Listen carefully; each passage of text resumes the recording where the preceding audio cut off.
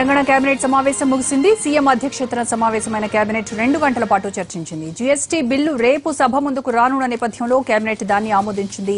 రేపొక్క రోజే సభ జరపాలని నిర్ణయించింది. దీంతో పాటు కొత్త జిల్లాలపైన కేబినెట్లో చర్చ జరిగింది.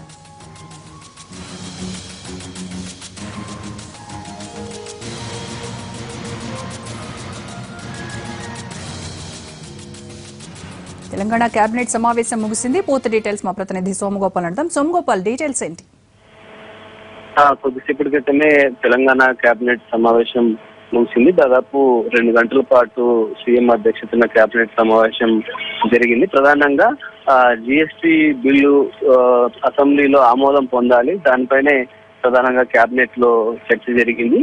అలాగే అసెంబ్లీ సమావేశాల్ని ఒకరోజు మాత్రమే నిర్వహించాలని కేబినెట్ లో చర్చించారు. రేపు ఒక్కరోజే జీఎస్టీ బిల్లు ఆమోదం కోసం అసెంబ్లీని లో చర్చించాలి, ఆ తర్వాత వాయిదా వేయాలని. ఒకవేళ ప్రతిపక్షాలు అడిగితే మళ్ళీ కొన్ని రోజులు నిర్వహించాలని అడిగితే ఈ వినాయక చవితి అలాగే September 17th ఈ 2 ఇష్యూస్ అయిపోయిన తర్వాత అవసరమైతే మళ్ళీ అప్పుడు సమావేశం పరిచి అన్ని సమస్యల మీద చర్చిద్దామని ప్రభుత్వం చెప్పాలని భావిస్తోంది. ప్రధానంగా మహారాష్ట్రతో తెలంగాణ ప్రభుత్వం చేసుకున్న ఒప్పందం, అలాగే కొత్త జిల్లాల ఏర్పాటు, ఈ 2 ఇష్యూస్ మీద విపక్షాలు పట్టుబట్టే అవకాశం ఉంది. ఇష్యూస్ పైన తర్వాత అంటే ఈ 2 ఘటనలు జరిగిన తర్వాత అప్పుడు మరొకసారి సమావేశపరిచి చర్చిస్తే బాగుంటుందని ప్రభుత్వం చెప్పాలని నిర్ణయం తీసుకుంది. వీటితో పాటు దేవాదాయ శాఖలో పాలక మండలిలోని సభ్యుల సంఖ్యను 14 పెంచాలని ప్రభుత్వం నిర్ణయించింది. దీనికి కేబినెట్ ఆమోదం తెలిపింది. అలాగే ఈ మధ్య పోలీస్ కమిషనరేట్ల విభజన జరిగింది, కొత్త పేర్లను ఖరారు చేశారు, దానికి కూడా కేబినెట్ ఆమోదం తెలిపింది. రోజా. రైట్ సోమగోపాల్.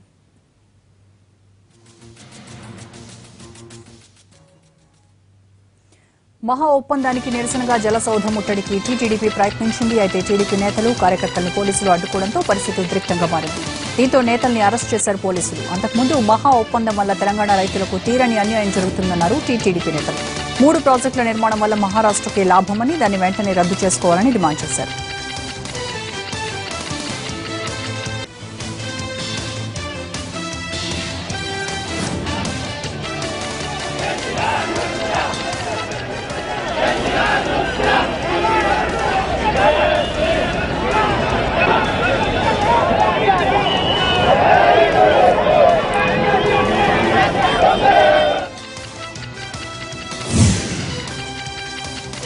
తండాలను గ్రామ పంచాయతీలుగా మార్చి ఎస్టీలకు 12% రిజర్వేషన్లు కల్పిస్తామని చెప్పారు నిజామాబాద్ ఎంపీ కవిత. నిజామాబాద్ జిల్లాలోని కస్బా తండాలో జరిగిన తీజ్ ఉత్సవాల్లో ఆమె పాల్గొన్నారు.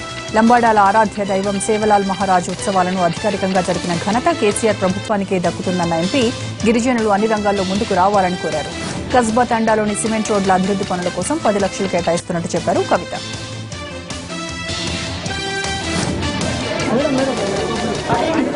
గిరిజనులకు ఆరాధ్య దైవమైనటువంటి సేవాలాల్ గారి పుట్టినరోజు అధికారికంగా చేయాలి ప్రభుత్వం అని చెప్పి అందరూ మంత్రులు, ఎమ్మెల్యేలు, అధికారులు అందరూ పోయి నిలబడి సేవాలాల్ మహారాజ్ కి దండ వేసి ఆ గౌరవాన్ని ఇస్తారు. అది ఏపీ సీఎం ఆమరణ దీక్ష చేస్తే కేంద్రం దిగొచ్చి ప్రత్యేక హోదా ఇవ్వటం ఖాయమన్నారు కాపు నేత ముద్రగడ పద్మనాభం.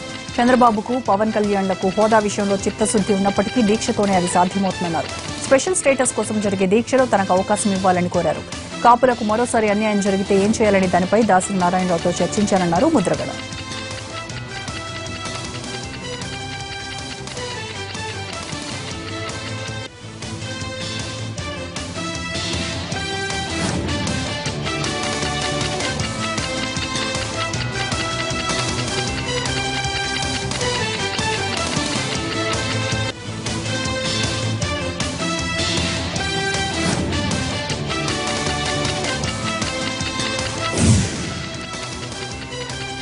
డెడ్ లైన్లతో కాపు రిజర్వేషన్లు రావన్నారు TDP MLA Bonda Uma. Supreme court guidelines ప్రకారం ముందుకెళ్లాల్సి ఉంటుందన్నారు. వ్యక్తిగత కక్షల కోసం కాపు సామాజిక వర్గాన్ని రెచ్చగొట్టొద్దని ముద్రగడకు సూచించారు బోండా ఉమ.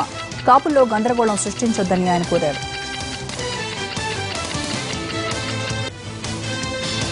మంత్రులుగా పనిచేసి ఈ కాపు కోటాలో మంత్రులైనటువంటి 10 సంవత్సరాలు అనుభవించిన నాయకుల దగ్గరికి వెళ్ళి వాళ్ళు ఇప్పుడు విశ్రాంతి తీసుకుంటా ఉంటే వాళ్ళతో సమావేశాలు చేస్తూ ఉన్నారు, వాళ్ళు రెచ్చగొడతా ఉన్నారు, ఊర్లు తిరిగి సమావేశాలు పెడతా ఉన్నారు. అన్ని జిల్లాల్లో జేఏసీ మీటింగులు అంటా ఉన్నారు. దేనికి జేఏసీ మీటింగులు? తెలుగుదేశం ప్రభుత్వం కాపుల రిజర్వేషన్కి కట్టుబడి ఉన్నందుక జేఏసీ మీటింగులు? మీ పోరాటం తెలుగుదేశం ప్రభుత్వం మీద కాపులకు 1000 కోట్లు ఇచ్చినందుక? లేదంటే బీసీ కమిషన్ వేసి మంజునాథ కమిషన్ వేసి త్వరితగతిన ఈ రిజర్వేషన్ కంప్లీట్ చేయమని చెప్పినందుక? ఉద్యోగుల విభజన కోసం ఏర్పాటైన కమలనాథన్ కమిటీ గడువును పెంచే ఆలోచనలో కేంద్ర ప్రభుత్వం ఉన్నట్టు తెలుస్తోంది. ఉద్యోగులను ఇంకా విభజించాల్సి ఉండటంతో ఈ నిర్ణయం తీసుకున్నట్టు తెలుస్తోంది. ఇటు ఏపీ సచివాలయంలో సమావేశమైన కమలనాథన్ కమిటీ ఉద్యోగుల పంపకంపై చర్చించింది. డిప్యూటీ కలెక్టర్లు, డీఎస్పీల సీనియారిటీ వ్యవహారంలో ప్రస్తుతం కోర్టు పరిధిలో ఉంది. దీంతో వీలైనంత తొందరగా తీర్పు చెప్పాలని హైకోర్టును కోరాలని తెలుగు రాష్ట్రాలు నిర్ణయించుకున్నట్టు సమాచారం. వైద్య శాఖలోని 2 యూనిట్లలో ఉద్యోగుల వివరాలు సమగ్రంగా లేవు.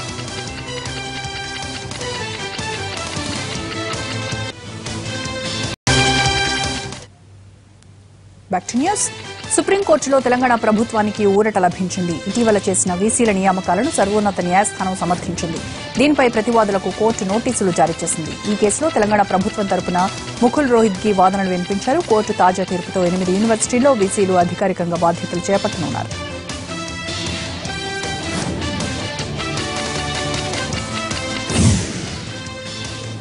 చిత్తూరు జిల్లా కుప్పం నియోజకవర్గంలో సెట్టిపల్లిలో సీఎం చంద్రబాబు పర్యటించారు. రైతులతో ముఖాముఖి నిర్వహించారు. వర్షాభావ పరిస్థితుల్లో ప్రభుత్వం తీసుకుంటున్న చర్యలను రైతులకు వివరించారు. నీళ్లు కావాలంటే నీళ్లు దొరకవు. కరువు రానప్పుడు ముందు జాగ్రత్తగా ముందు చూపుతో పనిచేస్తే అన్ని సాధ్యమవుతాయి. ఆ ఎక్సర్సైజ్ ఇక్కడ చేశాం. ఇప్పుడు ఈరోజు మీరు చూస్తే ఇక్కడ ఊర్లో కొంతమంది అనుభవం ఉంది. ఎవరన్నా మాట్లాడతారా? ఎవరైతే ఇప్పుడు నీళ్లు తీసుకున్న వాళ్ళు మాట్లాడండి. ఎవరైతే పంట ఎండిపోతా ఉంటే ఆ పంట కాపాడుకున్న వాళ్ళు రండి. మా తొట్టుంటున్న పెద్దూరు శాంతిపురం మండలం. మా ఊర్లో ఒక చెరువులో నీళ్లు ఉంది సార్. 80 పైపులు కనెక్షన్ ఇచ్చి దాదాపు 20 మంది రైతులు శనగ చెట్లు ఎండిపోయే టైంలో అంత పారగట్టుకుంటున్నారు సార్. చెరువు నీళ్ళతో 80 పైపులు కనెక్షన్ ఇచ్చి ఇంజన్ పెట్టి 5 స్ప్రింక్లర్లు ఒక రైన్ గన్ పెట్టి బాగా పారగట్టుకున్నారు సార్. ఇప్పుడు మీరు ఒకసారి చూస్తే ఒక ఎగ్జాంపుల్ చెప్తాను తమ్ముడు. నీ పేరేమన్నా? కృష్ణారెడ్డి సార్. కృష్ణారెడ్డి గారు ఒకసారి చూస్తే రెయిన్ గన్ గాని ట్యాంకర్ ద్వారా తీసుకొస్తే 1 ఎకరాకు రవాణా ఖర్చు 200 రూపాయలు అవుతున్నాయి. నీటి ట్యాంకర్లు 2000 రూపాయలు అవుతున్నాయి. ఆయిల్ ఇంజిన్లు 180 రూపాయలు అవుతున్నాయి. 3 లీటర్ల కోసం కూలి 300 అవుతోంది. 2680 రూపాయలు అవుతా ఉంది. దూరం అయితే ఇంకా రవాణా ఖర్చులు పెరుగుతాయి. అదే రెయిన్ గన్ను పంట సంజీవని పంట కుంట ద్వారా అయితే రవాణా ఖర్చులు 200 అవుతాయి. ఆయిల్ ఇంజిన్ 180 రూపాయలు అవుతుంది. కూలి 300 అవుతుంది. 680 రూపాయలతో అయిపోతుంది. అదే గాని రెయిన్ గన్ బోర్ ఉంటే ఆ బోర్ దగ్గర పెడితే రవాణా ఖర్చులు 200 రూపాయలు అవుతాయి. కూలి 300 అవుతుంది. 500 రూపాయలు అవుతుంది. అంటే బోరుండి పక్కనే ఈ ఫామ్ కొంటుంటే 500 రూపాయలతో అయిపోతుంది. అదే రెయిన్ గన్ నుండి పంట సంజీవ నుండి నీళ్లు కానీ తీసుకురావాలంటే దానికి 680 రూపాయలు అవుతుంది. అదే గాని ట్యాంకర్లు తీసుకురావాలంటే. అనంతపురం జిల్లాలో పంటలు ఎండిపోవడంతో కరువుపై ప్రభుత్వం యుద్ధం ప్రకటించింది. మంత్రులు, అధికారులు రంగంలోకి దిగారు. రేపు ముఖ్యమంత్రి కరువు పరిస్థితుల్ని ప్రత్యక్షంగా చూడనున్నారు.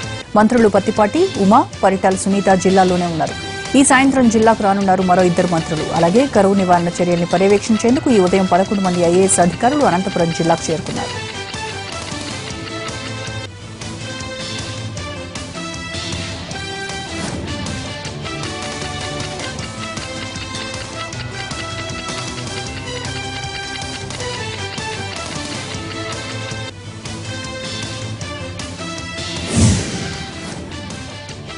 వెలగపూడి తాత్కాలిక సచివాలయంలో స్త్రీ శిశు సంక్షేమ శాఖను ప్రారంభించారు మంత్రి పీతల సుజాత. రాష్ట్రంలో మహిళలు అన్ని రంగాల్లో ముందుండటమే ప్రభుత్వ లక్ష్యమని ఆమె తెలిపారు. మాతా శిశువుల పోషకాహార పంపిణీ కోసం 800 కోట్లు ఏటా ఖర్చు చేస్తున్నట్టు ఆమె తెలిపారు. రాష్ట్రంలో అంగన్వాడీల నిర్మాణ కేంద్రాలు ఏర్పాటు చేసే ఫైల్పై తొలి సంతకం చేశారు మంత్రి.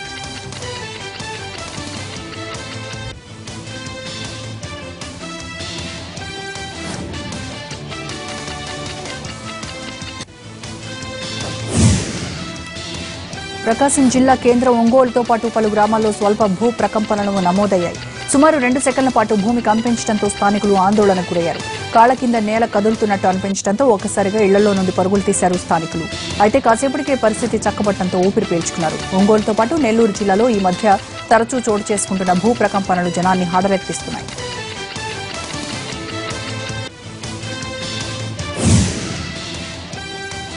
ఏసీసీ కంపెనీ కడపలో సిమెంట్ ఫ్యాక్టరీ నిర్మిస్తామని తమ భూములు తీసుకుని 25 ఏళ్లు కావస్తున్న కంపెనీ పెట్టలేదంటూ బాధితులు ఆందోళనకు దిగారు.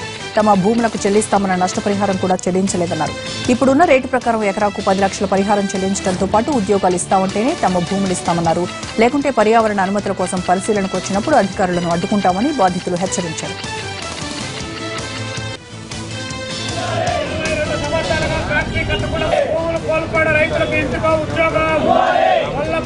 ఏసీసీ యాజమాన్యం, జిల్లా కలెక్టర్ గారు, ఆర్డీఓ గారు గ్రామాలు సందర్శిస్తున్నటువంటి నేపథ్యంలో మేము ఇచ్చినటువంటి భూములకు గిట్టుబాటు కావడం లేదు.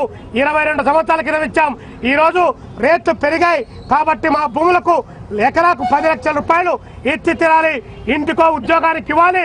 రేపు పర్యావరణ అనుమతులకు ఆ విధంగా రావాలని డిమాండ్ చేస్తూ కలెక్టర్ గారి దగ్గరికి. రోగి మరణానికి కారణమయ్యారంటూ ఆసుపత్రిపై దాడి చేసి ఫర్నిచర్ ధ్వంసం చేశారు బంధువులు. హైదరాబాద్ ఉప్పల్లో ఈ ఘటన జరిగింది. ఓ బాలింతను ఆసుపత్రిలో చేర్చారు బంధువులు. అయితే ఉదయం ఆమె మరణించింది. వైద్యులు సరిగా స్పందించలేదంటూ ఆమె బంధువులు దాడికి దిగారు.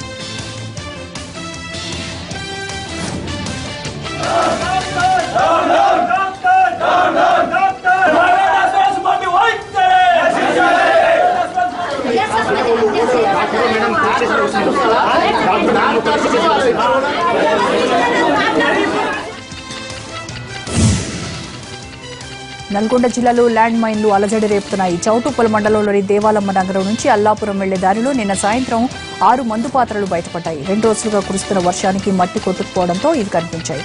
స్థానిక రైతులు వెంటనే పోలీసులకు సమాచారం అందించారు. బాంబ్ స్క్వాడ్ వాటిని నిర్వీర్యం చేసింది. కూంబింగ్ పార్టీల లక్ష్యంగా మావోయిస్టులు వీటిని అమర్చి ఉంటారని అనుమానాలు వ్యక్తమవుతున్నాయి. భువనగిరి డీఎస్పీతో పాటు ఉన్నతాధికారులు ఘటనా స్థలానికి వచ్చి పరిశీలించారు.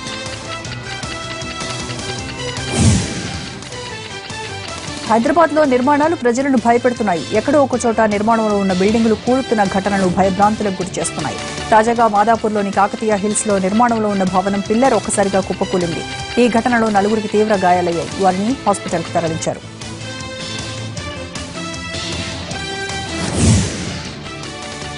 ఔటర్ రింగ్ రోడ్లో జరిగిన రోడ్డు ప్రమాదంలో 5 గాయపడ్డారు. రాజమండ్రి నుంచి హైదరాబాద్ వస్తుండగా ఈ ప్రమాదం జరిగింది. వేగంగా ప్రయాణిస్తున్న రంగారెడ్డి జిల్లా మహేశ్వరం మండలం రావిర్యాల ఔటర్ రింగ్ రోడ్డుపై అదుపు తప్పి డివైడర్ ని ఢీకొట్టింది. దీంతో కారు ముందు భాగం పూర్తిగా నుజ్జైంది. వెంటనే స్పందించిన స్థానికులు ఈ ప్రమాదంలో గాయపడ్డ వాళ్లను హుటాహుటిన హాస్పిటల్కు తరలించారు.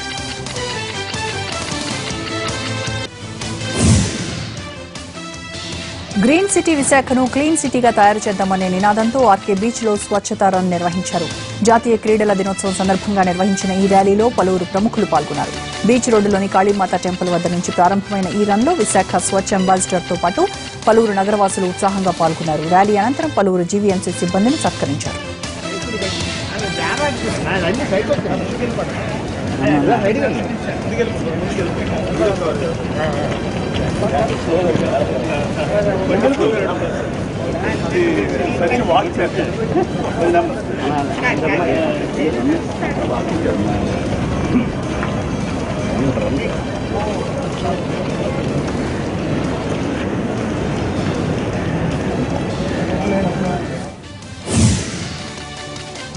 కరీంనగర్ జిల్లా వేములవాడ శ్రీ రాజరాజేశ్వర స్వామిని దర్శించుకునేందుకు భక్తులు బారులు తీరారు. శ్రావణమాస చివరి సోమవారం కావడంతో భక్తులు భారీగా తరలివచ్చారు. తెల్లవారుజాము నుంచే స్వామివారిని దర్శించుకునేందుకు భక్తులు పోటెత్తడంతో ఆలయ పరిసరాలన్నీ భక్తులతో కిటకిటలాడుతున్నాయి. ధర్మగుండంలో పవిత్ర స్నానం ఆచరించిన భక్తులు ప్రత్యేక క్యూలైన్ల ద్వారా స్వామివారిని దర్శించుకున్నారు. భక్తుల రద్దీ పెరగడంతో లఘు దర్శనాన్ని అమలు చేశారు ఆలయ అధికారులు.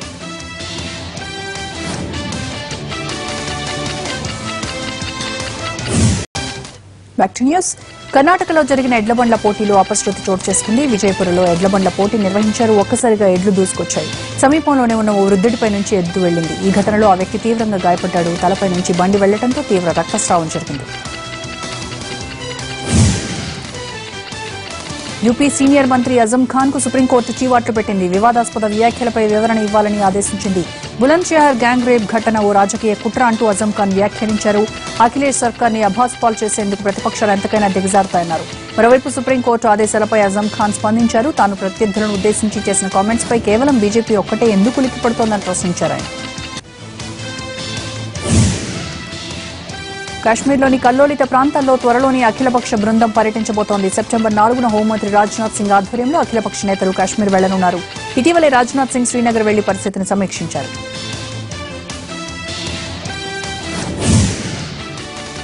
పంజాబ్ అమృత్సర్లో పెద్ద మొత్తంలో మందుగుండు స్వాధీనం చేసుకున్నారు పోలీసులు. ఓ తుక్కు దుకాణానికి సమీపంలో పాత గోనె సంచిలో నింపిన మందుగుండు లభ్యమైంది. ఇందులో ఓ రాకెట్ లాంచర్ కూడా ఉండటం ఆందోళన కలిగిస్తోంది. దీంతో మందుగుండును అక్కడికి ఎవరు తెచ్చారో అనే కోణంలో ఆరా తీస్తున్నారు పోలీసులు. పాకిస్తాన్ ప్రభుత్వానికి వ్యతిరేకంగా బెలూచిస్తాన్ ఆందోళనలు కొనసాగిస్తోంది. చైనా పాకిస్తాన్ ఎకనామిక్ కారిడార్ ను వ్యతిరేకిస్తూ లండన్లో బెలూచ్ సింధ్ నేతలు నిరసనకు దిగారు. బెలూచిస్తాన్ ను ఆక్రమించుకున్న పాకిస్తాన్ కు సాయం చేయడం మానుకోవాలని చైనాకు విజ్ఞప్తి చేశారు. బెలూచిస్తాన్ పై పెత్తనం చేయడం మానుకోవాలని పాకిస్తాన్ హెచ్చరించారు.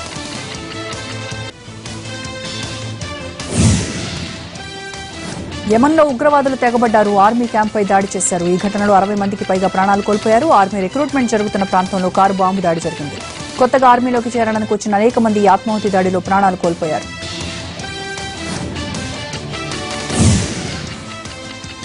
చైనాలోని గువాంగ్జీ జువాంగ్లో ఘోర రోడ్డు ప్రమాదం జరిగింది. నానింగ్ ప్రాంతానికి ప్రయాణికులతో వెళ్తున్న బస్సు అదుపు తప్పి రోడ్డు పక్కన గల బ్యారికేడ్ ను ఢీకొట్టి బోల్తా పడింది. ఈ ఘటనలో 10 మంది చనిపోగా 32 మంది గాయపడ్డారు. డ్రైవర్ అకస్మాత్తుగా అనారోగ్యానికి గురవడంతో ప్రమాదం జరిగినట్టు తెలుస్తోంది. మృతుల్లో డ్రైవర్ కూడా ఉన్నాడు.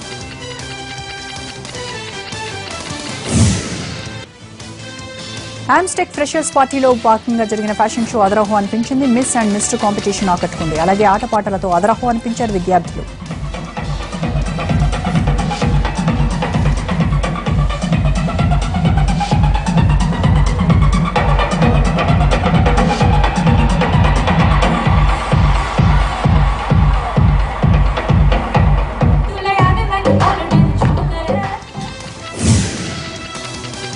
వింగ్ సూట్ ధరించి ఆల్ప్స్ పర్వత శిఖరాగ్రం మీద నుంచి దూకి ఆ విన్యాసాన్ని తన అభిమానులందరికీ చూపించాలనుకున్నాడు అతడు. అందుకోసం ఫేస్బుక్ లో లైవ్ ప్రసారం కూడా ఏర్పాటు చేశాడు. అందరూ ఉత్కంఠగా చూస్తుండగా పర్వత శిఖరాగ్రం నుంచి దూకేశాడు. వింగ్ సూట్ ధరించి అలా గాలిలో గిరికీలు కొడుతుండగానే అనుకోని ప్రమాదం. ఏం జరుగుతుందో అర్థం కాక లైవ్ ప్రసారం చూస్తున్న వారు షాక్ తిన్నారు. వింగ్ సూట్ తో పైకి ఎగరడానికి బదులు అతను అమాంతం కిందకు పడిపోయాడు. ఇంతలో భారీ కేక వినిపించింది. సాహసంలోనే అతని ప్రాణాలు గాల్లో కలిశాయి. 28 ఏళ్ల ఇటలీ వింగ్ సూట్ పైలట్ ఆర్మిన్ షూమిడర్ జీవితం ఇలా విషాదాంతమైంది. స్విట్జర్లాండ్లోని కెండర్స్ట్రక్ దగ్గర ఈ ఘటన జరిగింది. ఫేస్బుక్ లో ఈ ఘటనను లైవ్ ప్రసారంలో చూసిన వారు అతడి మరణంతో షాక్ తిన్నారు.